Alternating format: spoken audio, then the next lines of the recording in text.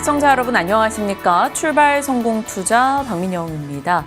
전일장 국내 증시 정책 노이즈 그리고 CPI에 대한 경계감이 짙어지며 조금 기분이 불쾌했던 음봉을 나타냈었죠. CPI에 대한 경계감이 세계 시장 자체에서 높았습니다. 세계 증시가 신고가를 기록하는 가운데 이것이 더 이어질 수 있을 것인가, 그 제동을 거는 것이 바로 물가, 매크로 데이터였기 때문인데요. 이 부분에 대한 내용이 밤사이 추가가 됐고요. 그것을 소화했던 뉴욕장이었습니다. CPI 결과 이후에 시장에서는 금리 인하에 대한 기대감을 높게 가져갔고요. 뉴욕 증시 3대 지수가 모두 올라섰습니다. 그 영향 속에 중소형주의 강세, 항공주의 랠리 등도 같이 나타났죠. 이 내용을 국내가 또 어떻게 받아갈 것인가 오늘 중요해 보입니다. 뉴욕장의 분위기부터 확인하고 전략 이어가시죠. 이번 주 가장 중요했던 경제 지표 CPI를 받아들고 그 안도감에 상승 랠리를 보였던 뉴욕 증시 간밤의 흐름이었습니다. 3대 지수 일제히 상승으로 진행이 됐고요. 특히 나스닥 지수 1.4%의 반등, 21,700포인트 선에 근접하는 흐름, S&P 500 지수는 1.1% 상승하면서 6,400포인트 선을 뚫어냈습니다. 양 지수 모두 사상 최고치를 경신하는 움직임이었고요. 이번 7월 CPI 결과 대체적으로 예상에 부합했다고 볼 수가 있겠습니다. 뒤에서 그 결과 자세하게 살펴보도록 하겠고요. 이 CPI 결과가 나오자 US뱅크 측에서는 현재 주식시장이 골디락스, 그러니까 과열도 냉각도 아닌 적절한 상태를 보이고 있다라고 평가를 했습니다. 금리 인하 가능성이 확대된다는 점은 주식시장에 매우 우호적이라는 평가를 내놓으면서 오늘 증시 상승의 이유를 조금 설명해주는 부분이 있었고요. 이렇게 물가 데이터가 예상에 부합하게 나오자 트럼프 대통령은 다시 한번 파월 의장을 압박하는 모습을 보였죠. 당장 금리를 내려야 한다. 그러면서 조금 더 압박 수위를 높이기 위해서 연준의 개조보수 비용 문제를 빌미로 이 파월 의장에 대한 소송을 제기할 가능성까지 꺼내 들었습니다. 이 뉴스 지속 팔로우업이 필요하겠습니다. 그렇다면 7월 CPI 결과 자세하게 살펴보도록 하시죠. 일단 헤드라인 넘버 각각 전년 대비 그리고 전월 대비 발표치입니다. 2.7% 그리고 0.2% 상승한 것으로 나타났죠. 예측치가 2.8%였기 때문에 그보다 낮게 나왔다라는 점이 일단 고무적이었고요. 그리고 전월치와 비교했을 때 전월 대비 상승률은 오히려 약간 둔화됐다라는 부분도 긍정적이었습니다. 다만 근원 CPI를 봤을 때에는 3.1%와 0.3%로 나타났죠. 예상치에는 부합했으나 문제는 전월치 각각 2.9% 그리고 0.2% 대비했을 때 약간 피크업이 됐다라는 부분에 시장의 우려감 혹은 엇갈린 해석들을 자극하는 지점이 있었습니다. 어찌됐든 이렇게 CPI에 대한 긴장감이 굉장히 높았던 이유, 궁극적으로는 연준의 통화 정책, 금리 결정에 영향을 주는 중요한 변수이기 때문입니다. 오늘 CPI가 발표된 이후에 9월 금리 인하에 대한 베팅은 어떻게 나타나고 있는가? 현재 CME 페드워치 툴 확인해 보시면 어제까지는 25bp 인하 확률이 86% 근접하게 나오고 있었거든요. 그런데 현재는 94%까지 치솟아 있는 모습을 확인하실 수가 있고요. 반대로 동결 가능성은 5%대까지 낮아져 있는 모습이죠. 지금 이 표를 보시면 가장 위에 있는 것이 9월 금리에 대한 예상치, 그 아래가 10월과 12월에 대한 예상치를 각각 보여주고 있습니다. 12월에 금리가 3.5%까지 떨어질 거다라는 확률, 그러니까 연내 3차례 인하에 대한 베팅은 현재 42%까지 높아져 있는 모습을 확인하실 수가 있습니다. 그러니까 전반적으로 오늘 이 CPI 결과에 대한 시장의 해석은 일단 비둘기파적이라고 볼 수가 있겠죠. 자, 그런데 아직까지 9월 FOMC까지는 한 달하고도 조금 더 남은 시간이 있습니다. 9월 16일, 17일에 다음 FOMC가 예정이 되어 있고요. 그때까지 넘어야 될 관문들이 아직 여러 건 남아 있습니다. 일단 연준이 가장 선호하는 물가 데이터인 8월 PCE, 8월 말에 발표가 될 예정이고요. 그리고 이 FOMC 회의를 한 일주일 정도 앞두고 각각 생산자 물가지수와 소비자 물가지수가 연달아 나오게 됩니다. 그리고 FOMC가 진행되는 동안에는 8월 수출입 물가지수가 발표되는데 특히나 트럼프 대통령의 관세가 물가에 어떠한 영향을 주는지 그것이 핵심적인 포인트인 지금 같은 시점에는 미국으로 수입되는 물건들의 물가 추이를 가늠해 볼 수 있다는 점에서 이 데이터가 가지는 중요도도 매우 높다고 볼 수 있겠습니다.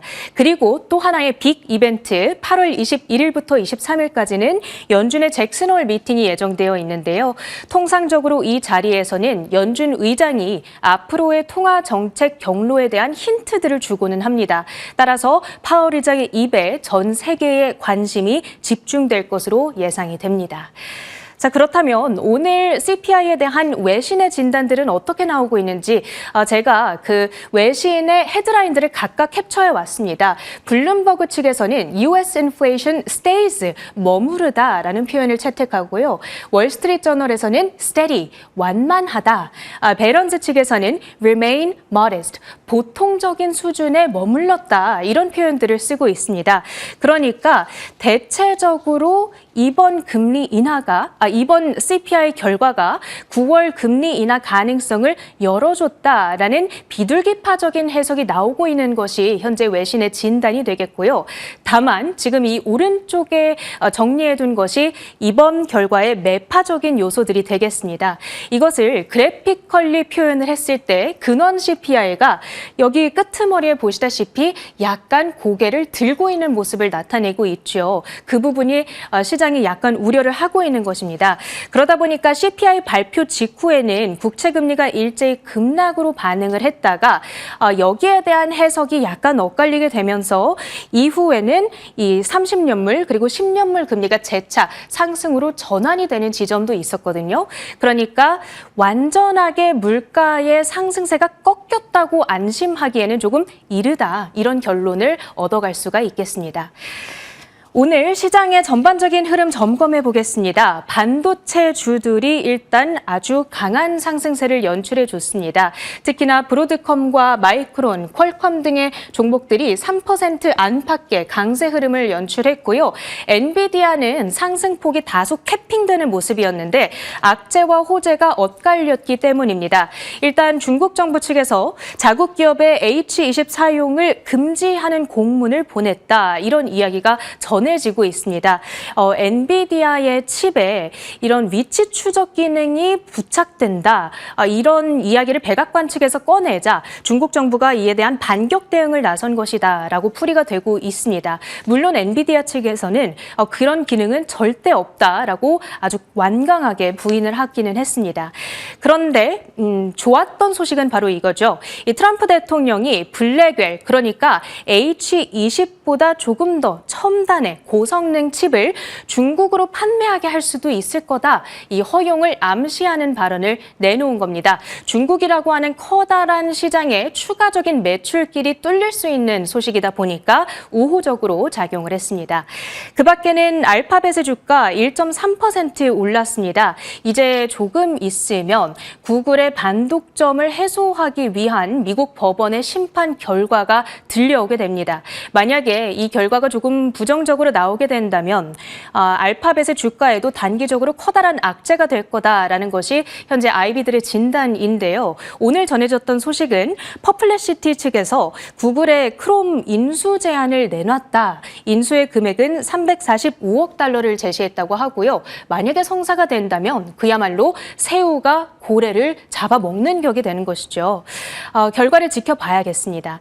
그리고 애플의 주가는 1%대 상승을 했습니다. 머스크 CEO가 애플의 반독점 소송을 제기할 거다라고 예고를 했습니다. 우리의 그록을 차별했다라는 이유 때문이었는데 다만 주가로의 영향은 크지 않았고요. 마지막으로 테슬라의 경우에는 강보합 정도 움직임을 나타냈는데 7월 미국 안에서의 판매량이 20% 급증한 것으로 나타났습니다. 이 세액공제 혜택이 종료되기 앞서서 사람들이 서둘러 구매하고자 하는 수요가 몰렸던 것으로 풀이가 되고 있고요. 이게 월 기준으로 봤을 때에는 역대 두 번째 판매량이었다라는 점에서도 고무적인 부분이 있습니다. 하지만 지금 이것은 미국 안에서의 판매량을 보여주고 있을 뿐이고 또 세액공제 혜택에 따른 어떤 낙수 효과가 있었던 것이다 보니까 전 세계적인 판매 추이에는 영향이 없었다. 이런 부분에서는 조금 아쉬운 대목이 있고요. 그리고 그 밖에는 보잉의 주가 역시나 2017년 이후 최대 항공기 인도량을 기록했다라는 소식 속에서 3% 가까이 급등, 그리고 컨스텔레이션 에너지의 경우에는 BMO 캐피털 측에서 투자 의견을 상향했다라는 소식을 소화하면서 주가가 전력망, 원자력 관련주들 일제히 좋았다는 점까지 체크를 해드립니다. 어제장 약했던 우리 증시, 오늘은 반등을 도모해 볼 수 있을까요? 시장의 포인트 짚어보시죠. 어제 국내장 참 별로였습니다. 양봉 옆 음봉이라는 제목을 넣어봤는데 옆나라 일본 니케이 지수가 장중 여태 최고점을 경신하기도 했었죠. 미국과 일본의 무역 합의 이슈, 실적 호조, 자사주 매입 등의 좋은 내용들이 꽤 들렸습니다. 소프트뱅크, 키옥시아, 산리오 등의 주가 강세가 도드라졌고요. 2% 넘는 상승을 나타냈죠. 그 옆에 음봉을 기록했던 우리 지수입니다. 코스피 0.5, 코스닥 0.5 하락이었는데 사실 출발할 때만 해도 이런 분위기가 아니었었죠. 미국과 중국의 관세 유예가 90일 연장됐다라는 것과 마이크론의 가이던스 상향이 시장에 힘을 실어주면서 강하게 상승 출발을 보였었는데 이내 차익 실현의 움직임이 후반에 나타났습니다. 오전에 외국인의 매수, 오후에는 외국인의 매도 움직임에 영향을 받았죠. CPI 물가 데이터 발표 이전에 경계 심리가 지속됐다라고 볼 수도 있을 것이고요. 정책에 대한 노이즈도 영향이 있었을 겁니다. 대통령실에서 양도세 관련한 정부 입장이 변함없다. 대주주 기준 상향 관련해서 조금 상황을 지켜볼 것이다라는 코멘트가 나오면서 정책에 대한 노이즈로 인식하고 시장은 빠르게 상승분을 줄였고요. 결과적으로는 약보합권에서 하락 전환, 음봉을 기록했습니다. 상황이 이러하다 보니 순환매가 계속됐어요. 기존의 주도주였던 조선, 방산, 원전, 화장품 등에서 하락하는 모습이 있었습니다. 그나마 조선 섹터 내에서 조금은 작은 종목들은 그래도 시세가 괜찮았죠. 특히나 피팅 쪽에 좋았습니다. 태광, 성광밴드, 하이로코리아 등의 피팅 밸브 쪽의 종목들은 강세를 기록했죠. 태광 같은 경우도 어제 급등하며 26,000원을 넘어가기도 했었는데 상승폭을 좀 줄이면서 끝나긴 했습니다. 그래도 급등 마무리가 됐죠.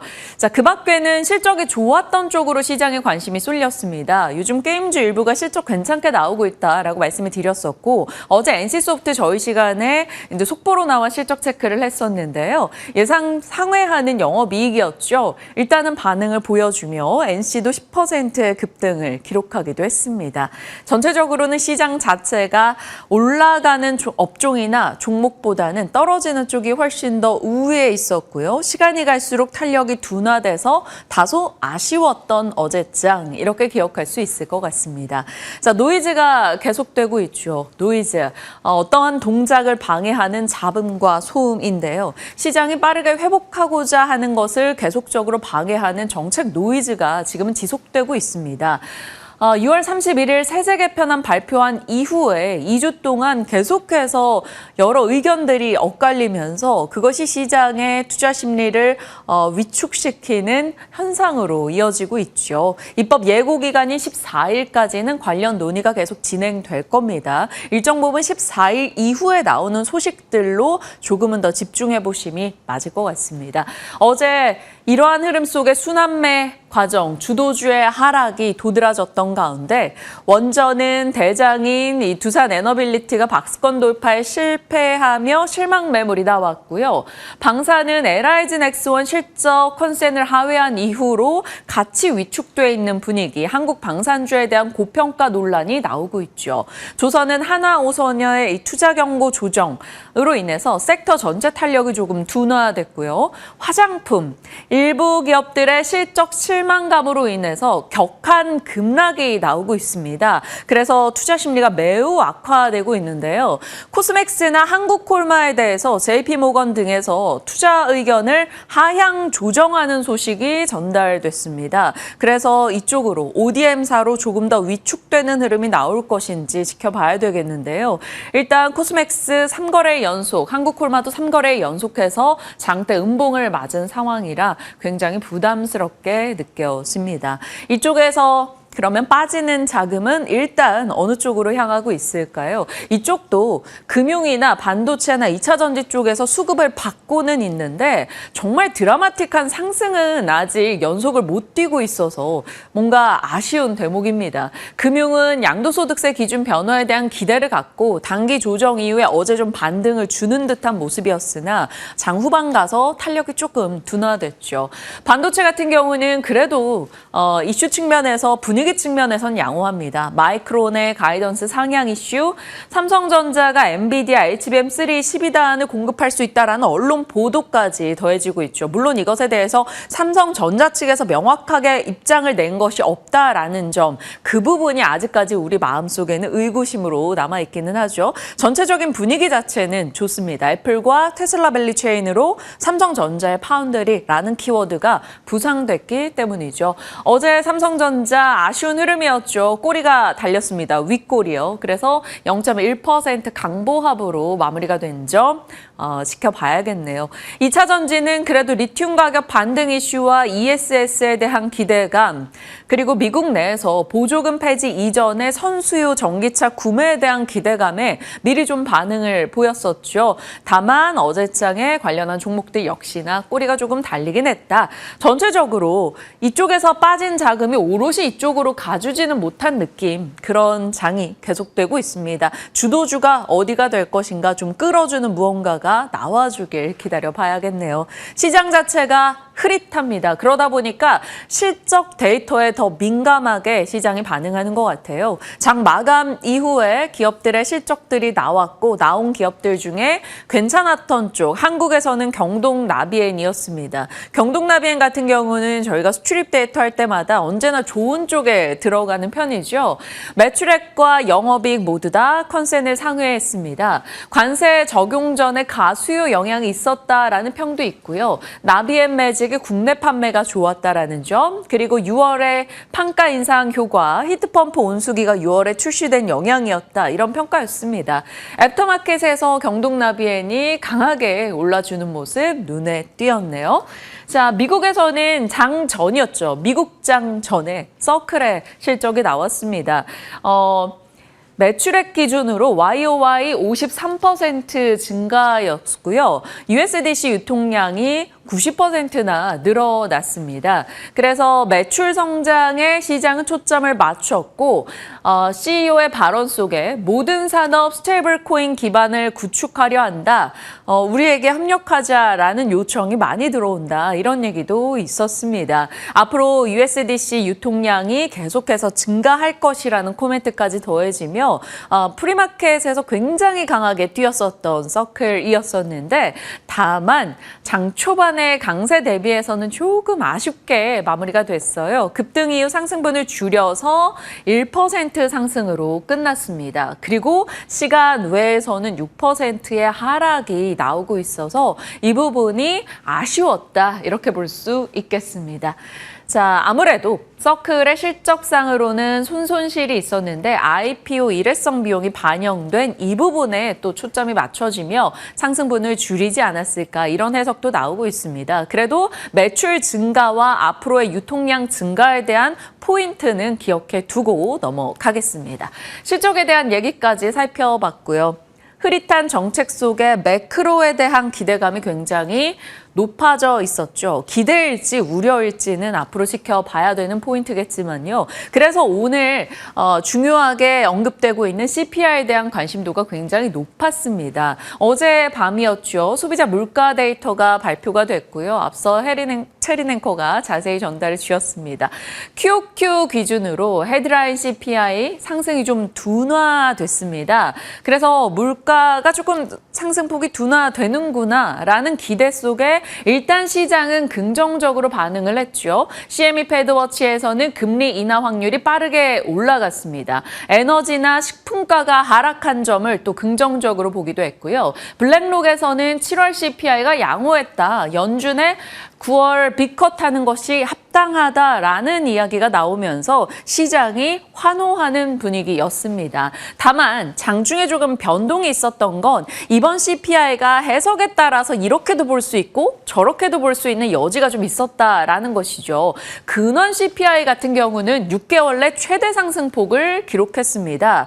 그러니까 식품, 에너지를 제외하고 놓고 본 물가는 꽤나 올랐고 그 가운데서도 항공이라던가 의료나 이런 서비스 쪽에서 물가가 가파르게 오른 것에 대해서 시장은 부담으로 받아들였다라는 거죠. 그것이 장중 변동으로 나왔고요. 모건 스탠리에서는 이제 막 관세 정가 효과가 나오고 있는 것이다. 앞으로 이런 현상은 더 심화될 것이다 라며 물가에 대한 경고의 목소리를 내기도 했습니다.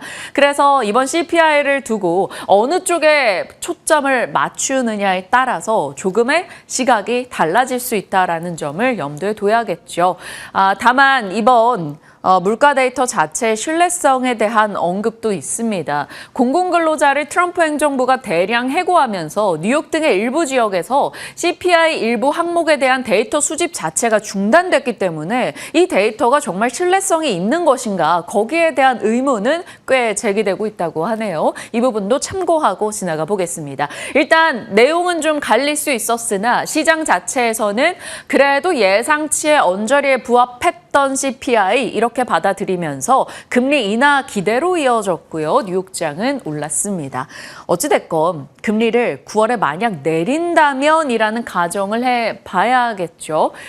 오늘 전체적인 분위기가 그랬습니다. 헤드라인과 근원 자체의 엇갈림은 있었으나 전체적으로는 금리 인하를 막아설 만한 공격적인 물가 상승은 없었다라는 분위기인데요. 그래서 금리 인하를 하게 될 것인가 시장의 기대는 꽤 높습니다. 그러면 앞으로 그것에 대한 가늠자들을 일정별로 체크해 볼 필요가 있겠죠. 8월 21일 잭슨홀 미팅에서 제롬 파월 연준 의장이 어떤 말을 하는가가 더욱더 중요해졌고요. 가까이는 이번 주에 있을 목요일 생산자 물가지수가 중요할 겁니다. 생산자 물가지수는 연준이 중요하게 보는 PCE 물가 데이터의 일부 단서를 제공하기 때문에 목요일 PPI를 보고 나서 PC에 대해서 어느 정도 추정을 해볼 수가 있다는 거죠. 미국의 PC 데이터는 8월 28일 예정이 되어 있고요. 9월 5일 미국의 고용 데이터, 9월 18일 FMC, 9월 FMC가 드디어 오네요. 이렇게 일정 수순별로 시장은 매크로 이슈에 꽤 민감하게 반응을 보이지 않을까 싶습니다. 자, 일단 밤사이 이슈에 10년물 국채금리가 뚝 떨어지는 흐름을 장중에 보이기도 했었는데 이내 다시 올라섰습니다. 근원 CPI에 대한 일정 부분의 불확실성을 받아들인 것도 있고요. 제롬 파월 연준 의장에 대해서 트럼프 대통령이 또 강경하게 금리를 낮춰라 라며 목소리를 내며 이런 얘기를 했죠. 중대한 소송을 제기할 수도 있다. 이런 이야기를 꺼내 놓으면서 국채금리의 10년물 기준으로는 상승에 힘을 싣기도 했습니다. 그래서 미국 10년물 국채금리는 떨어졌다가 다시 그 전 수준으로 복귀한 상태고요. 단기물 2년물 정도는 하락으로 끝났습니다. 자, 일단 금리 인하의 가능성을 열어둘 경우에는 금리 인하 관련해서 연결되는 섹터는 먼저 체크해 볼 필요가 있겠죠. 가장 앞단의 금리 인하로 수혜보는 섹터는 바이오로 많이 꼽습니다. 자금 조달 환경 개선으로 또 R&D 투자가 늘어날 수 있다라는 점. 자동차도 리스 비용이 줄죠. 소비자 구매력이 늘어납니다. 신재생도 프로젝트가 워낙 장기이기 때문에 금리가 인하될수록 더 이득을 보게 됩니다. 2차 전지 동일하고요. IT 테크 마찬가지죠. 그리고 증권 금융시장 내에서도 유동성이 공급되기 때문에 그에 따른 기대 요소. 밤사이 미국에서도 관련해서 이런 분위기들이 다 반영이 됐죠. 자동차, 금융, 전기차 같은 경우는 7월 내 전기차 판매 데이터가 양호했던 것도 긍정적으로 작용하며 올라섰습니다. 다만 미국 내에서는 바이오 쪽이 이 이슈에 금리 인하 기대감에 명확하게 반응을 하지 못했다라는 점은 아쉽긴 했네요. 로봇이나 우주 쪽도 자금 조달 용의로 같이 넣어볼 수 있는 키워드가 되겠습니다. 우리 장이 어떻게 영향을 받을지 지켜봐야겠네요. 자, 밤사이 미국장 긍정적인 내용으로만 한번 연결해 봤습니다. 다우, 나스닥, S&P 500 지수 모두 1% 이상 올랐죠. 금리 인하에 대한 기대가 영향을 줬고요. 중소형주가 더 민감하게 반응하며 러셀 2000이 3% 가까이 뛰었습니다. 시가총액 20위권 내에서 월마트를 제외하고 모두 다 상승했죠. 엔비디아는 사실 중국 정부가 기업체들에게 H20칩 사용을 자제하라라고 얘기했음에도 불구하고 일단은 금리 인하에 대한 기대를 같이 반영하며 그나마 강보합권으로 끝난 점, 그래도 다행입니다. 눈에 띄었던 건 CPI 이슈 속에 에너지 가격, 에너지 물가가 많이 떨어졌고 항공료, 항공 서비스 가격이 올라갔다라는 소식이 들려왔죠. 그래서 미국 내 항공주가 굉장히 드라마틱하게 반응을 보였어요. 프론티어 그룹 홀딩스 수십 % 급등이었고요. 선컨트리 항공홀딩스, 아메리카 항공, 사우스웨스트 등등의 종목들이 모두 다 올라섰습니다. 그래서 국내도 일단 오늘 항공주는 같이 체크해 두도록 하죠. 유가도 때마침 1%대 하락을 기록했습니다. 자, 밤사이 미국은이라고 안 하고 세계는이라고 한 게 유럽이 들어가 있었기 때문인데요. 유럽장은 이제 약보합권에서 끝난 곳곳이 있었습니다. 다만 유럽 내에서 방산주들이 꽤 쉬었다가 이제 전날은 좀 올라선 채로 거래를 마쳤어요. 강했던 것은 아니고요. 그냥 1%대 정도의 상승이었습니다. 라인메탈, 탈레스 등의 종목들이었죠. 미러 정상회담을 앞두고 러우 갈등이 격화되고 있습니다. 러시아 측에서 우크라이나 도네츠크로 진군했다 이런 보도 등도 꽤 나오고 있고요. 우크라이나가 드론으로 러시아의 정유시설을 타격했다 또 이런 소식 등도 계속 전달이 되죠. 휴전 혹은 종전 등을 앞에 두고 더욱더 격화되는 분위기를 일부에서 보여주고 있는데 왜 그럴까요? 일단 시장에서 추론키로는 이번 미국과 러시아의 회담에서 영토 문제가 가장 핵심 의제일 것으로 보고 있습니다. 일정 부분 땅에 대해서 서로 합의점을 찾아서 우크라이나 여기, 러시아 여기 이렇게 트럼프가 영토 배분을 하지 않겠느냐 뭐 이런 말이 나오고 있죠. 트럼프 측에서는 우크라이나의 영토 포기 압박을 가해서 어떻게든 휴전을 끌어내려고 하는 듯한 모습이 언론 보도를 통해서 전달되고 있습니다. 그래서 만약 이러한 불편함 속에 방산주가 올라가는 것에 초점을 맞춰야 될지 정말 휴전이 임박했기 때문에 이러한 형태가 나오는 것으로 오히려 휴전 쪽에 재건 쪽의 이슈를 봐야 될지 참 어려워지는 대목입니다. 어제까지는 그래도 재건주가 더 강한 시세를 기록하기도 했네요. 지켜보시죠. 자, 그 밖에 종목으로는 미국 내에서 텐센트 뮤직 ADR 주가가 급등세를 기록했습니다. 11%. 2분기 실적 서프라이즈 영향이었는데 텐센트 뮤직 하면 이제는 떠오르는 게 SM의 2대 주주라는 키워드가 되겠죠. 그래서 SM과 DOU를 일단 관련주로 체크는 하겠습니다.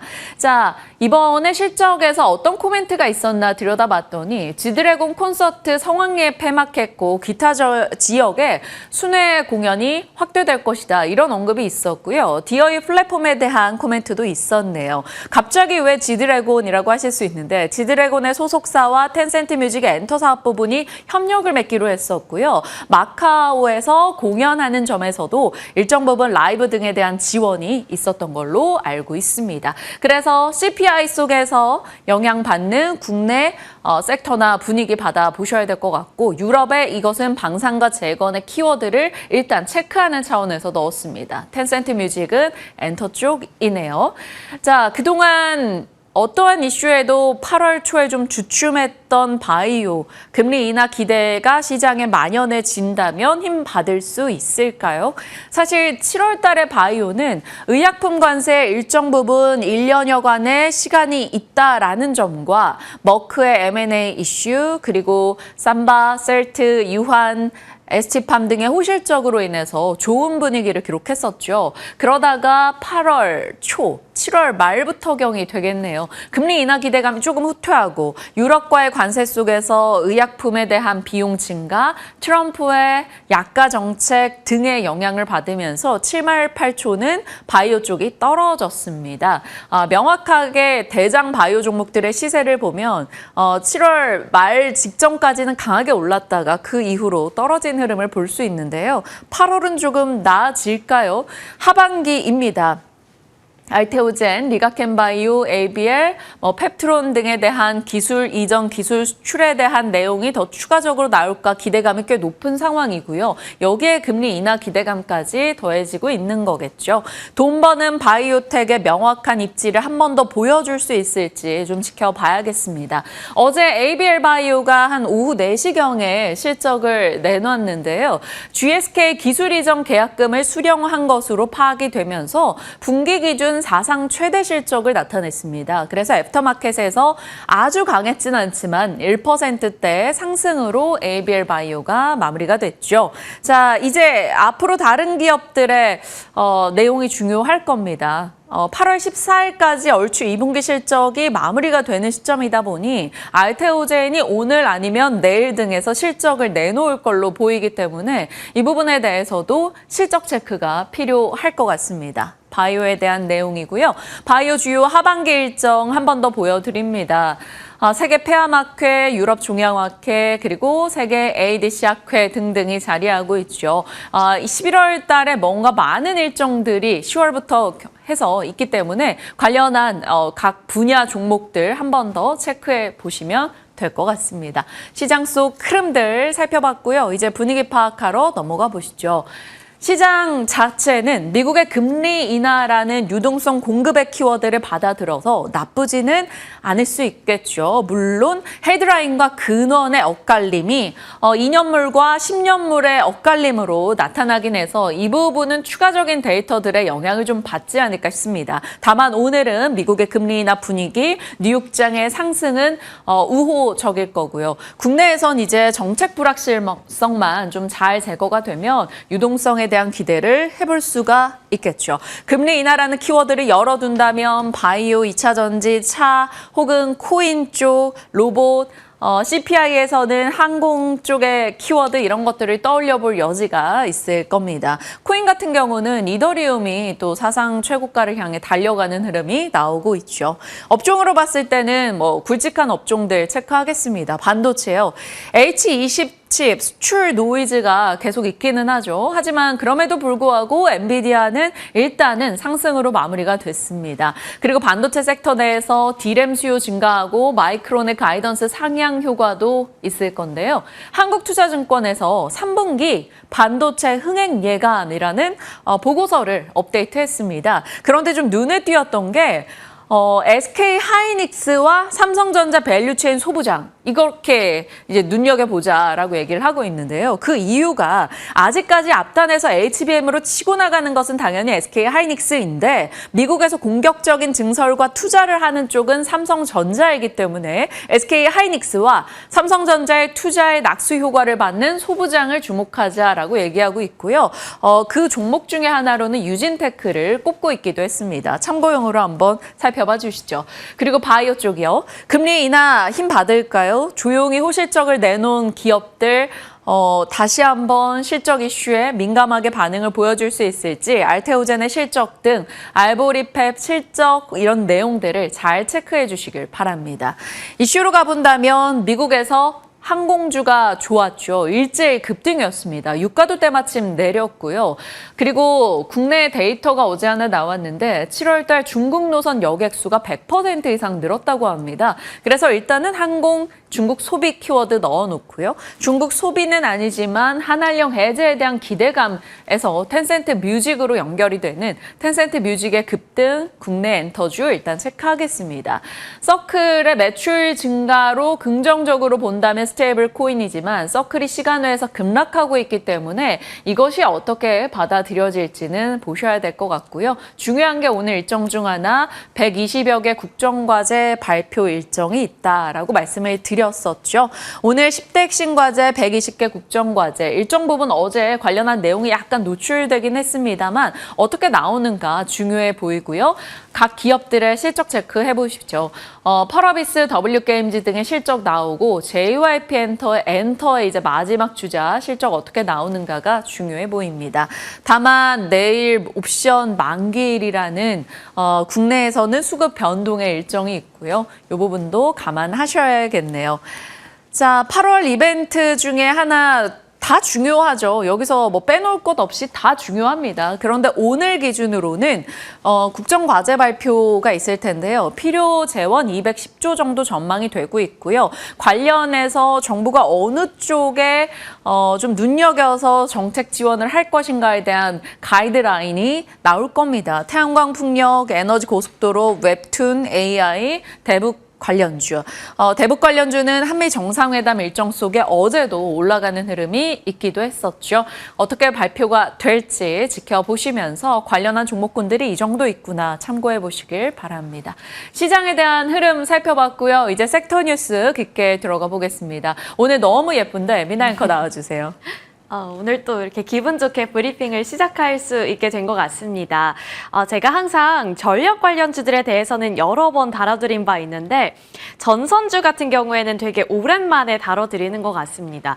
사실 상반기를 좀 돌아본다면 전력 관련해서는 원전 또는 변압기 쪽이 워낙 관심을 많이 받았기 때문에 전선주들이 끼어들 자리가 크지는 않았는데요. 다만 최근에는 전선주 쪽으로도 다시금 수급이 돌아오고 있는 것 같기 때문에 조정 시 매수 관점이 유효할지 오늘도 함께 살펴보시면 좋을 것 같습니다. 자, 더 이상 고래 싸움에 등 터지는 새우 시대는 끝났습니다. 이제 고래들이 싸우게 된다면 새우는 그 안에서 춤추는 현상이 벌어지고 있는데요. 그게 바로 우리나라죠. 지금 보시면 이렇게 전선 관련 종목들의 모멘텀은 크게 두 가지로 나뉘고 있습니다. 전 세계적으로 원전을 추진하려는 흐름, 그리고 해저 케이블에 대한 이슈, 이 두 가지가 가장 큰 모멘텀이 될 텐데요. 또 최근에는 미국에서 해저 케이블과 관련한 소식을 전한 바 있죠. 그 내용을 좀 복습을 해보자면 미중 갈등 속에서 미국이 FCC 해저 케이블 규제 발표를 했다. 미국 FCC에서 중국이 이제 해저 케이블과 관련해서 끼어들지 못하게끔 한다라는 발표 소식이 있었습니다. 일단 통신용 케이블을 규제하는 움직임이 나타났는데 이게 고부가 가치 제품인 초고압 직류송전, 이 HVDC 해저 케이블 규제로 이어지게 될 것이고 이에 따라서 국내 업체들에게는 반사이익이 기대가 된다라는 내러티브가 제시가 되고 있는 건데요. 지금 전 세계적으로 이 HVDC 해저 케이블 시장을 살펴보면 글로벌 4대장 중에 LS전선이 포함이 되어 있기 때문에 우리나라 기업들 쪽으로도 수혜가 예상이 되고 있는 겁니다. 전 세계 점유율 85% 이상을 차지하는데 그 안에 LS그룹이 들어가 있기 때문에 만약에 중국 업체들 쪽으로 규제가 가해진다면 한국과 일본 업체들의 유리한 현상이 벌어질 것이다라는 점을 꼭 체크해 봐야겠습니다. 그렇다면 지금 미국의 이러한 행보 그리고 미국 시장은 왜 우리에게 중요한 것일까? 그 부분을 또 짚어봐야겠죠. 아메리칸 드림은 늘 꿈을 키우게 하고 주가도 움직이게 만들고 있습니다. 우선 미국은 유럽에 이어서 새로운 HVDC 해저 케이블 시장으로 꼽히고 있는데요. 보시면 지금 미국에서는 AI 데이터 센터를 확충하려는 움직임이 굉장히 활발하게 나오고 있죠. 빅테크 기업들이 모두 다 지금 이렇게 데이터 센터의 필요성을 강조하고 있는 상황 속에서 재생에너지 확대 정책까지 맞물리게 되며 여기서 성장세가 예상이 되고 있는 거고요. 그리고 그 전에 조 바이든 행정부에서는 2030년까지 해상풍력 30기가와트시 설치 목표를 제시했는데 지금 그에 따른 수혜가 앞으로도 지속이 될 것이라는 전망이 나오고 있습니다.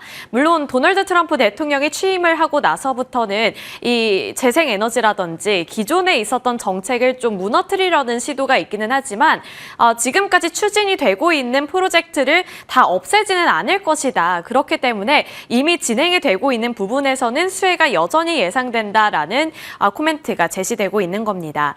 그리고 트럼프 대통령은 구리 등 이러한 원재료에 50%의 관세를 부과했잖아요. 그런데 여기서 우리나라 같은 경우에는 기본 관세가 적용이 됩니다. 그렇기 때문에 타 경쟁사들과 비교를 했을 때 가격 경쟁력을 가져갈 수 있다는 점에서도 메리트를 갖고 있는 거고, 그에 따라서 수출 경쟁력이 강화될 것이라는 기대감 가져볼 수 있겠습니다. 그리고 미국 생산기지 보유에 대한 기대감을 갖고 있는 쪽이 바로 LS전선과 대한전선인데요. LS전선 같은 경우에는 상장이 되어 있지는 않지만 그룹주 전반적으로 보시면 좋을 것 같아서 이렇게 넣어봤습니다. 일단 LS그룹 같은 경우에는 미국 자회사를 통해서 2028년까지 해저 케이블과 관련한 공장을 설립할 것으로 예정이 되어 있는데, 그에 따른 수혜가 이제 앞으로 예상이 된다는 차원에서 LS그룹주들 살펴보시면 좋을 것 같고, 애초에 제가 말씀을 드린 것처럼 이 빅4 그룹 내에 LS그룹이 포함이 되어 있기 때문에 해저 케이블과 관련해서는 꾸준히 지켜봐야 하는 이유가 있는 셈입니다. 그리고 대한전선 같은 경우에도 이제 미국 생산기지를 좀 만들고 강화하려는 시도를 하고 있기 때문에 앞으로의 행보에 따라서도 주가가 반응할 수 있다는 점 생각해 보셔야겠습니다. 미국 시장 살펴봤고요. 이제 국내로도 시각을 좁혀서 어떠한 정책적인 움직임이 나타나고 있는지 살펴보겠습니다. 우리나라 정부도 강조하고 있는 만큼 이제 피할 수 없는 글로벌 흐름이 나타나고 있고, 그 안에서 우리나라 쪽에서도 좀 이러한 인프라를 건설하려는 시도가 나타나고 있는데, 그만큼 이 해저 케이블이라든지 전력, 전선에 대한 수요가 증가하고 있다는 점을 눈여겨봐야 할 텐데요. 정부에서는 에너지 고속도로 구축 사업을 본격화하려는 시도를 나타내고 있고, 산업통상자원부에서도 제11차 전력수급 기본계획을 발표한 바 있습니다. 여기서 이제 송전망 확충 및 HVDC 도입을 검토하려는 그러한 방향성에 대한 세부적인 내용이 담겨 있었고요. 재생에너지 불균형 해소 방안을 위해서 HVDC 필요성을 강조한 만큼 앞으로도 이 해저 케이블에 대한 수요와 필요성은 더욱더 강조될 것으로 전망되고 있습니다. 그리고 대표적인 이 HVDC 관련주로는 LS 마린솔루션, LS 에코에너지 같은 LS 그룹주들 있겠고요. 대한전선과 HD 현대일렉도 함께 살펴보시면 좋을 것 같습니다. 사실 HD 현대일렉 같은 경우에는 전선주는 아니지만 이 HVDC와 관련해서 차단기를 생산하는 기업이기 때문에 이쪽 HVDC가 계속해서 시장에 관심을 받는다면 변압기 관련해서 이렇게 HD 현대일렉트릭 쪽으로도 관심도가 더 높아질 수 있다는 점에서 고려해 주시면 좋을 것 같습니다. 그리고 LS 그룹 같은 경우에는 이제 제너럴 일렉트릭과 함께 손을 잡고 미국과 유럽 시장에 진출하려는 그러한 행보를 나타내고 있기 때문에 아무래도 대장주를 계속해서 그 자리를 차지할 수 있지 않을까, 이러한 기대감이 꺼지지 않고 있습니다. 자, 이어서 종목별로 살펴볼 텐데요. 이제 광복절을 앞두고 있는 만큼 때마침 대한전선이 나와서 이렇게 제목을 달아봤습니다. 대한사람, 대한으로, 대한전선. 대한전선 같은 경우에는 최근에 수급이 뒷받침이 꾸준히 잘 되고 있습니다. 기관 투자자들이 6거래일 연속으로 매수를 했고, 외국인 투자자들도 전일장을 기준으로 다시금 매수세로 전환하는 모습이 나타났는데요. 우선 앞서서 제가 계속 강조해드리고 있는 HVDC, 이 초고압 직류 송전 기술을 보유하고 있고 국제 인증을 보유하고 있는 만큼 국내외적으로 봤을 때 확실히 자리매김을 탄탄하게 할 수 있을 것이다 라는 기대감이 반영되고 있습니다. 그리고 최근에도 차트를 보시면 아시겠지만 17,860원까지 치솟았다가 잠시 이제 또 차익 매물이 빠져나오고는 있는데, 만약에 미래가 창창하다면 지금의 기회로 삼아볼 수 있을지도 고민이 되는 시점이 되겠죠. 그리고 이제 미국 현지 해저 케이블 공장을 설립할 것이라는 기대감이 지금 불어들고 있는데, 내부적으로 논의를 하고 있기 때문에 꾸준히 이슈 플로우 체크해 봐야 됐고요. 수주 잔고도 보시면 아시겠지만 2020년부터 올해 2분기까지 꾸준히 증가하는 추세가 기록되고 있습니다. 어느덧 2조 원을 돌파하고 3조 원까지 눈앞에 두고 있는 상황인데, 수주와 실적 모멘텀 꾸준히 체크해 봐야 되겠고요. 지난해에는 싱가포르, 영국, 스웨덴에서 대형 프로젝트를 추주한 만큼 앞으로에 대한 기대감도 놓칠 수 없을 것 같습니다. 이제 LS 에코에너지 살펴볼 텐데요. LS 그룹 그리고 LS 에코에너지 같은 경우에는 글로벌적으로 사업을 계속해서 추진하고 있습니다. 그래서 좀 언어 유희를 해봤는데 LS 사업 진행시켜 이렇게 좀 달아봤습니다. LS전선의 아시아 지역 사업 총괄 중간 지주회사가 바로 이 LS 에코에너지인데 전선과 관련해서는 이쪽이 가장 주가 차원에서 봤을 때 탄력적인 움직임을 기록했는데요. 실적도 좋고요. 고수익 제품 비중이 증가하고 있는 만큼 앞으로에 대한 실적 기대감도 탄탄하게 지피고 있습니다. 그리고 최근에 베트남과 손을 잡고 협력을 한다는 소식이 자꾸만 들려오고 있는데 아무래도 아시아 지역을 좀 총괄하는 지주회사이다 보니 앞으로 베트남 시장의 구조적인 개선이 이뤄진다면 LS 에코에너지 쪽으로 수혜가 예상된다는 그러한 모멘텀, 기대감도 놓칠 수 없겠죠. 그리고 LS 마린솔루션은 베트남에 거점을 마련한 만큼 베트남에서 직접 생산도 고려하고 있기 때문에 앞으로 이런 글로벌적인 수요에 따라서 수혜가 예상된다는 점 함께 살펴보시면 좋을 것 같습니다. 자, 다시금 전선주들의 활약이 도드라질 수 있을지, 지금이 기회일지, 조정 시 매수 관점 유효할지 저희와 함께 그 방안 마련해 보시길 바라겠습니다.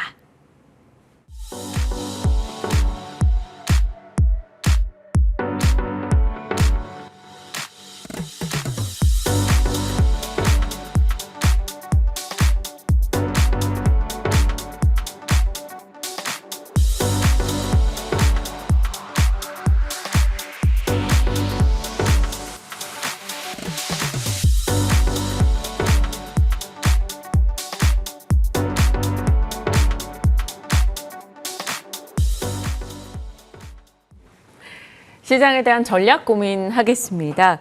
IBK 투자증권 함정남 차장님 자리하셨습니다. 어서 오세요, 차장님. 안녕하세요.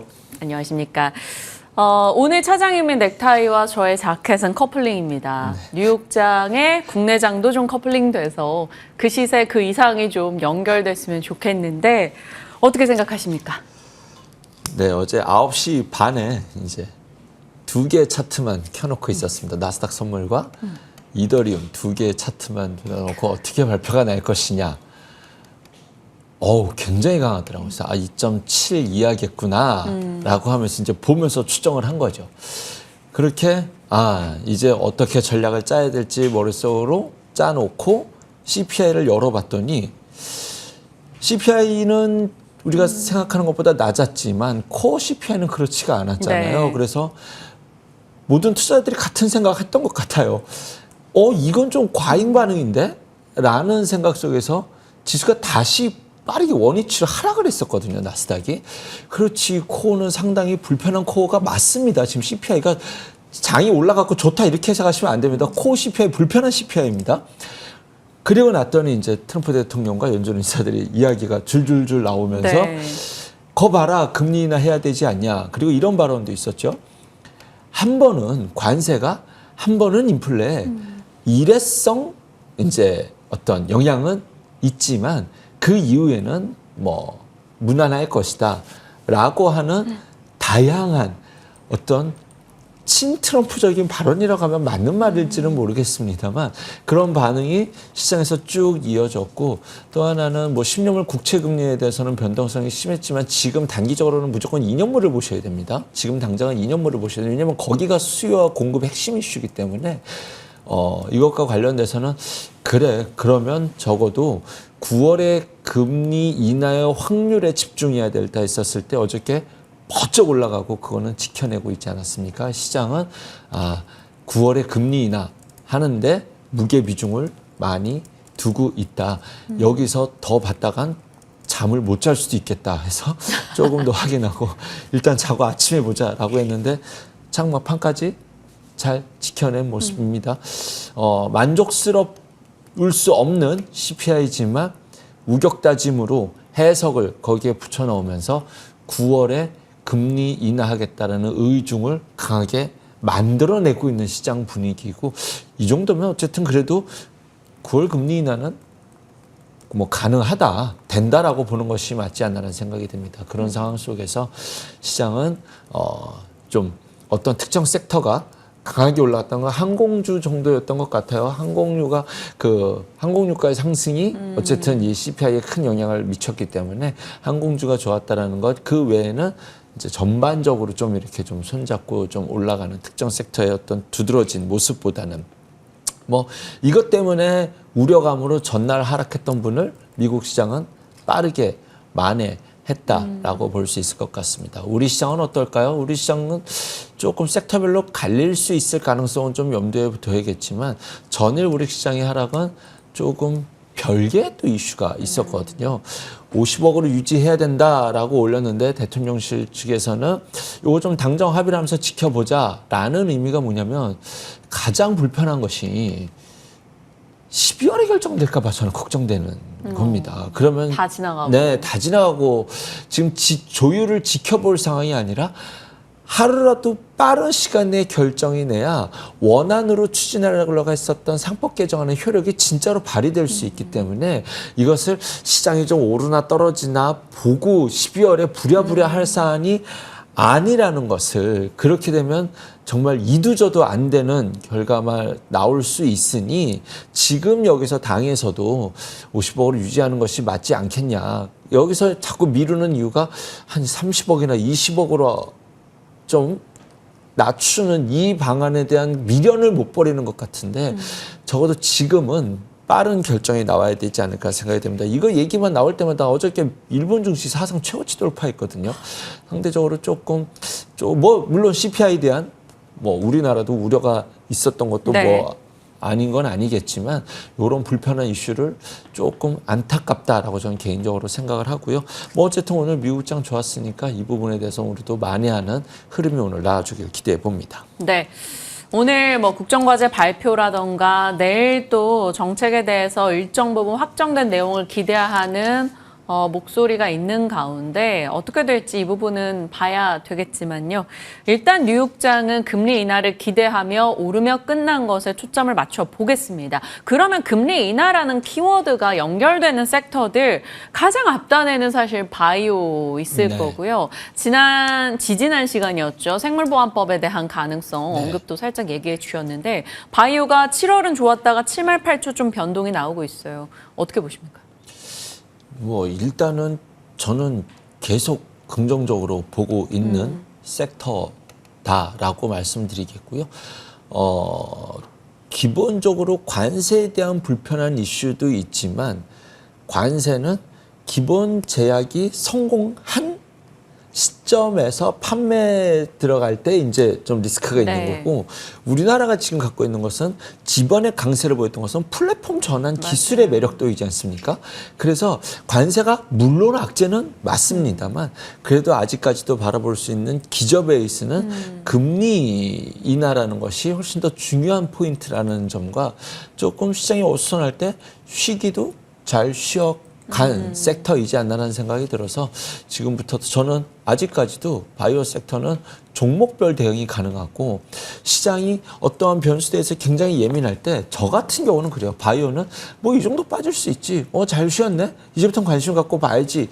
라고 오히려 대응이 다른 첨예한 매크로라든가 트럼프 입술에 대해서 첨예하게 보는 것보단 그냥 기술적, 기계적 대응에서 오히려 좀 우위에 있지 않나라는 상황 속에서 또 하나의 이슈가 있었죠. 미국에서 다시 생물보안법과 관련된 이야기가 네. 다시 좀 재논의하겠다라는 말이 나오고 있습니다. 지금 미국과 중국이 서로 삿바 싸움을 하고 있다는 느낌이 들어요. 트럼프 대통령이 겉으로는 지금 얘기가 잘 되고 있는 것처럼 얘기하지만 아직 본 협상을 하고 있는 과정 속에서 갈 길이 저는 멀다라고 생각을 하는 사람인데 생물보안법으로 압박을 하고 중국은 또 뭐라고 압박을 했나요? 너네 반도체 일단 미국 거 사지 말아봐. 뭐 이런 식으로 지금 압박을 하고 서로 이제 유리한 선점을 하고 나중에 협상이 될 때 쓸 수 있는 카드를 쓰기 위해서 그런 관점에서 볼 때 생물보안법이 미국이 내줄 수 있는 카드냐에 대해서는 저는 좀 고민해 볼 필요가 있다라고 생각이 듭니다. 이것이 그쪽의 유전자의 데이터를 중국이 확보할 수 있는 이슈이기 때문에 이건 얘기하면 굉장히 길지만 어쨌든 생물보안법에 대해서는 미국이 좀 강압적으로 이것만큼은 지켜나가야 되는 그런 사안이 되지 않을까라는 생각이 있고 지금 미국에서도 이것 관련돼서 언급을 한다라고 하니 이것과 관련된 종목은 딱 압축이 되죠. 삼성바이오로직스를 대장으로 뭐 에스티팜이라든가 이제는 셀트리온도 좀 함께 함께 볼 수 있지 않을까. 그리고 소형주에서 뭐 프레스티지 바이오 이런 것들도 이 이슈에 대해서 어떻게 움직이는지 함께 볼 수 있는 종목들이다라고 말씀드리겠습니다. 네. 바이오에 대한 얘기까지 살폈고요. 이제 2차 전지로 가보겠습니다. 지난 시간에 2차 전지와 남북 경협에 대해서 강조를 해주셨고, 그날 즉시 경협과 2차 전지 등이 갖은 스토리 속에서 올라갔습니다. 그래서 2차 전지에 대한 리뷰가 좀 필요할 것 같아요. 함 차장님, 어떻게 보십니까? 여전히 2차 전지 ING인데요. ING. 지금 차트를 보면 이렇게 보이지만 30%씩 났거든요. 그렇기 때문에 지금 시장이 좀 확산될 수도 있지 않을까? 수급의 이동이 어떻게 움직이는지. 하지만 2차 전지 어떨 것 같아? 아직 끝은 아니다. 여기서 끝은 아니다. 그런데 한번 조정을 주고 갈지 그냥 갈지에 대해서는 조금 단기 상승률 폭에서는 작지가 않아 보인다라는 정도면 제가 이제 어떻게 보는지를 말씀드릴 수 있을 것 같습니다. 이 안에 기저 베이스에는 중국에서는 감산하라고 했고 CATL에서는 리튬 광산을 이제 중단했죠. 생산을. 이 부분이 공급 과잉으로 가는 것이 이제는 무의미하다라는 영역까지 시장 점유를 확보했다라는 뜻을 중국 정부도 납득하고 있고 CATL도 납득하고 있다는 뜻이거든요. 이제는 시장 점유 확보했으니 밑 빠진 독에 물 붓듯이 돈도 안 되는 걸로 무조건 많이 팔려고 이거 하지 말라는 뜻입니다. 이거 해봐야 중국이 이제 역풍 맞거든요. 그런 과정 속에서 우리는 이제는 뭐 안 된다라는 투심이 다 반영된 주가 위치에서 하나씩 바꿔지고 있는 시장 상황이라는 것이 기본 베이스입니다. 그런데 제가 하나 의심이 드는 것은 중국이 과연 그럴까? CATL이 그럴 수 있을까?라고 하는 의심 속에 안 그래도 CATL이 올 하반기부터 낙스트라라고 하는 나트륨이온 배터리를 이제 대량 생산하려고 준비하고 있지 않습니까? 나트륨 키워드 얘기 많이 해주시지 않았어요? 그렇죠. 네. 그런데 이것과 관련돼서 어차피 중저가 전기차에는 이제는 나트륨 배터리로 승부를 걸려고 하느니 리튬에 대해서 생산을 어느 정도 줄이는 것이 이쪽에 대한 전략일 수도 있겠다라는 생각이 드는 거죠. 그럼 그런 것과 관련됐었을 때 나트륨 배터리 다시 한번 꾸준히 봐야 되지 않을까라는 생각이 듭니다. 일단은 기본적으로 제가 2차 전지를 긍정적으로 볼 수 있는 것은 전고체였어요. 그래서 삼성 SDI를 가장 원탑으로 봤고 그 다음에 이제 이스페셜티 케미칼, 뭐 원익 P&E, 뭐 한농화성 이렇게 볼 수 있을 텐데 이 시나리오라고 한다면 나트륨 배터리도 좀 눈여겨 볼 때가 되지 않았나. 지난번에 첫 사이클에서는 이 화두가 될 것이다라고 했었을 때 실제로 그때 주가 많이 올랐었거든요. 그 이후에 지금은 또 굉장히 좀 쉬어가는 그림을 보여주고 있습니다. 자이글이라든가 애경 케미칼, 메가터치, 대보마그네틱이라는 종목도 이제는 같이 눈여겨볼 때가 되지 않았나 생각이 듭니다. 네, 다시 한번 나트륨 배터리에 대해서 이야기해 주셨습니다. 2차 전지에 대한 의견도 한 번 더 확인을 해 주셨어요. 분명히 나아지겠지만 단기간에 일정 부분 말씀 주시고 30%씩 다 종목들이 올라와 있는 상황이라서 살짝의 조정 가능성도 염두에는 두고 있다. 이 정도 톤으로 정리하겠습니다. 하지만 끝은 아니다. 이렇게 끝은 아니다. 말씀드리겠습니다. 조정 가능성 네네. 하나, 끝은 네, 아니다. 네. 네, 한 번 더 체크하겠습니다. 자, 걱정되는 섹터 하나 할게요. 화장품입니다. APR까지는 분위기가 좋았어요. 그런데 그 이후 지금 달바글로벌, 실리콘투, 코스맥스, 한국화장품 등등에서 약간의 실망과 급락이 나왔습니다. JP모건에서 이제 국내 ODM사에 대해서 투자 의견을 하향 조정했다라는 소식이 또 추가로 들려왔습니다. 코스맥스와 한국콜마 등의 직접적인 영향을 받게 될 텐데요. 화장품 쪽 워낙 기대치가 APR 때문에 높아졌던 것도 맞겠지만 좀 드라마틱하게 빠지긴 하네요. 또 너무 과잉으로 하락하는 건 아닌가라는 생각이 듭니다. 실질적으로 중국 자체 내부에서의 매출보다도 앞으로 이제 무비자 입국에 대한 기대감으로서 또한 판매를 할 수 있는 이러한 기대감도 반영된 주가였다라고 생각이 드는데 저는 사실 이쪽을 모릅니다. 제가 화장품 관심 섹터 가져본 적 한 없죠. 번도 없고 실질적으로 PD님이 언급해달라고 이렇게 있었을 때도 제가 그냥 뺐었거든요. 잘 모르는 섹터라는 것을 전제로 말씀드리면 실리콘드 클래시스 코스맥스 정도는 이쪽 방향성을 보겠다라고 해서 이쪽이 한 켠에 있는 종목들인데 실적을 봤었을 때 실적이 엄청나게 부러졌냐 그런 상황은 아니었거든요. 그런데 기대에 못 미쳤다? 글쎄요. 그 정도로 빠지기에는 너무 과하지 않았나라는 생각이 들지만 이런 생각이 주가를 봤었을 땐 기저 베이스에 있지만 이거 자체보다도 공매도 과열 종목으로 있다라는 것이 수급이 이유를 설명하는 시장에서 이거는 너무 큰 악재다. 오히려 이것이 더 큰 악재다라는 생각이 듭니다. 이제 매도 포지션을 잡고 이쪽에서 플레이를 하겠다는 뜻이니 워낙 낙폭이 커서 단기 반동은 나오겠지만 다시의 이 방향을 잡기 위해선 상당한 에너지가 필요할 것이다 라고 해서 저에게는 큰 관심이 없습니다. 예전에 그런 말씀 드렸었어요. 중국이 한국을 바라봤었을 때 한국 드라마 보면서 엄청 꿈을 키웠잖아요. 그래서 네. 한국 드라마 콘텐츠들이 엄청 좋았고 나도 전지현이 제가 이런 말씀 방송에 드렸습니다. 나도 전지현 될래 해가지고 화장품을 엄청나게 샀었거든요. 그런데 아무리 발라도 전지현이 안 되는 거예요. 황신혜가 안 되는 거예요. 황신혜 너무 옛날이다. 시문화가 안 되는 거예요. 그래갖고 이거는 그래서 될 일이 아니다 해가지고 이제 주사를 맞고 파마리스 지뭐 이렇게 해서 클래시스 미용 성형 시술로 바뀌었다가 이제는 그렇게 해도 안 되는 것은 아닌가. 이제 이런 것이 시장에 반영이 되지 않나. 한국의 미인을 따라갈 수는 없다라고 느끼는 것이 아닌가라는 생각인데 어쨌든 뭐 이거는 그냥 이제 예전에 드렸던 말씀이니까 네. 이제는 오히려 파마리서치 APR 조금 조심하게 살얼음판을 걷고 있는 투심이 되지 않을까라고 생각이 듭니다. 투자 심리 결국엔 수급의 논리에서 지금 좀 불편한 화장품이라는 점이시고요. 네. 신의 누님 내 책받침 여신이었던 시청자분들의 의견 등이 올라오네요. 일단 뷰티에 대한 의견입니다. 아, 속상하네요. 자, 이제 남북 경협주 한번 가보겠습니다. 한미 정상회담 처음에는 단독 뉴스로 썰인 듯했으나 결국에는 24, 26 방미 일정 속에 25일 한미 정상회담이 자리 잡았습니다. 그리고 경협주가 계속해서 이제 모조리 다 가는 분위기는 아니더라도 꼭 하루에 한 두세 종목씩은 특징주에 들어가고 있어요. 경협주 어떻게 대응할까요? 아직 시간이 좀 남았죠. 25일이고 그리고 이재명 대통령이 이런 얘기를 했습니다. 남북이 함께 이제 우리도 확성기 철수했는데 저쪽도 일부 철수했어. 이제 관계가 좀 좋아지는 걸로 한 걸음 나아가고 싶다라고 말씀을 했습니다.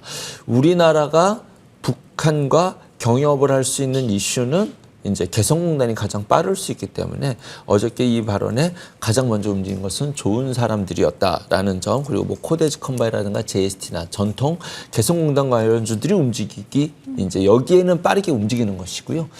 그 이후에 이제 한미 정상회담을 통해서 양쪽이 조심스럽겠지만 이쪽과 관련된 기대감이 주가에 투영되는 것은 전 지극히 정상적이라고 생각이 듭니다. 그러면 종목의 시야의 스펙트럼이 넓어질 수 있다는 점, 일신석재, 부산산업, 아난티도 어저께 좋은 흐름 보였습니다. 난강토건까지 여전히 저는 ING 긍정적인 뷰 이어가도록 하겠습니다. 네. 경협에 대한 이야기 살펴봤고요. 이제 오늘 꽤 많은 분들이 궁금해하고 계실 만한 내용 좀 질문 드려볼게요. 어제 이런 기사가 있었잖아요. 삼성전자가 엔비디아 HBM3 12단 네. 공급 이슈? 이거 정말일까요? 삼성에서는 명확한 어떤 답변은 거부했습니다. 어떤 저런 이슈가 떴었을 때 난 이것을 믿어. 여기에 배팅을 할래. 라는 투자는 안 됩니다. 믿습니다. 그런데 제가 월요일도 HBM 관련된 기대감은 이제 이쪽이다라고 말씀드렸잖아요. 그리고 주가 흐름이 딱 타이밍 제 방송을 기자가 보시나 이상하게 기자분들이 하신지 모르겠어요. 많은 분들이 타이밍 보시죠. 좋게 이제 그런 기사가 나왔습니다만 된다 안 된다를 갖고 제가 월요일날 말씀드렸던 것은 아닌데 이제부터의 기대감은 이쪽도 틀림없이 바라볼 수 있을 것이고 월요일에 말씀드렸던 지금까지 HBM의 기대감을 갖고 있었던 투자자들이 여기서 이걸 매도할 이유가 없어 보일 때 주가가 바닥을 만들어져 가거든요. 그래서 그런 과정 속에서 뭐 된다, 될 것 같다라는 사실 기대와 바람이 제 마음속에 깊은 곳엔 있습니다만 주가적으로도 서서히 삼성전자가 해내가는 모습들이 서서히 이 기대감이 자극하기엔 충분히 유효하다라고 생각이 듭니다. 그래서 여전히 저는 ING 말씀을 드릴 수 있을 것 같고요. 어저께 이 뉴스에 따라서 이제 오로스 테크놀로지도 어저께 좀 대장격으로 좀 움직이는 모습을 보였었습니다. 그래서 월요일날 소개해드렸던 종목 여전히 꾸준히 지켜보자. 넥스틴이라든가 YC라든가 DNF라든가 또 몇 종목 더 있죠. 이런 종목들 여전히 긍정적으로 저는 볼 수 있다라고 판단해 봅니다. 네. 오로스 테크놀로지 등의 종목들 한 번 더 체크하면서 관련한 이슈에 대해서 가리키고 있는 방향들 확인해 보겠습니다.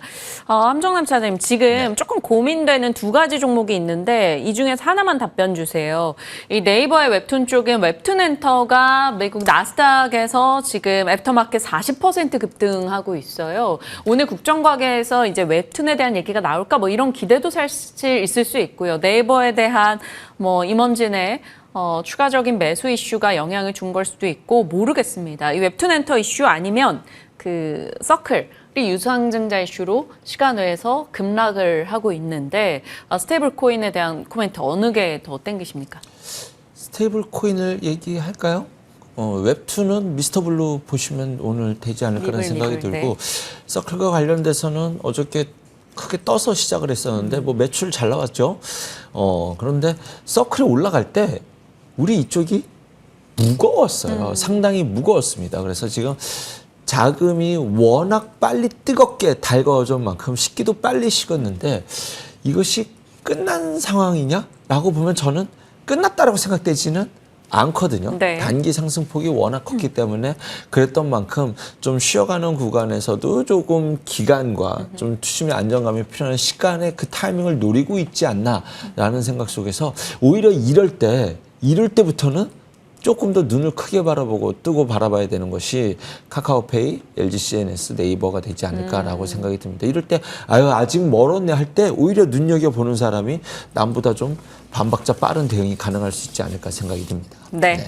참고하겠습니다. 웹툰과 스테이블코인 관련한 종목 다 답변을 주셨네요.